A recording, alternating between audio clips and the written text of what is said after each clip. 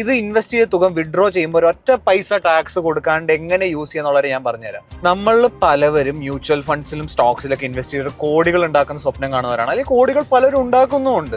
Retirement ഇതുപോലെ invest ചെയ്ത് കോടികൾ നമ്മൾ ബിൽഡ് ചെയ്യുന്നുമുണ്ട്.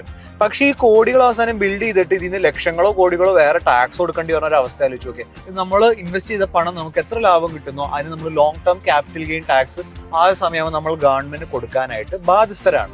പക്ഷെ ഇന്ന് ഞാൻ നിങ്ങൾക്ക് ഇത് ഇൻവെസ്റ്റ് ചെയ്ത തുക വിഡ്രോ ചെയ്യുമ്പോൾ ഒരൊറ്റ പൈസ ടാക്സ് കൊടുക്കാണ്ട് എങ്ങനെ യൂസ് ചെയ്യാന്നുള്ളത് ഞാൻ പറഞ്ഞുതരാം.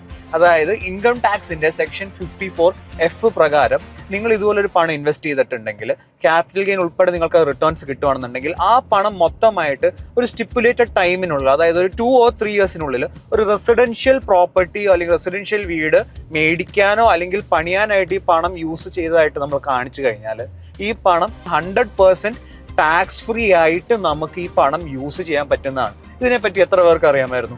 ഈ സെക്ഷൻ 54Fന്റെ ഡീറ്റെയിൽഡ് റിപ്പോർട്ട് വേണമെന്നുണ്ടെങ്കിൽ കമന്റിൽ ജസ്റ്റ് മെൻഷൻ ചെയ്യുക, മെൻഷൻ റിപ്പോർട്ട്.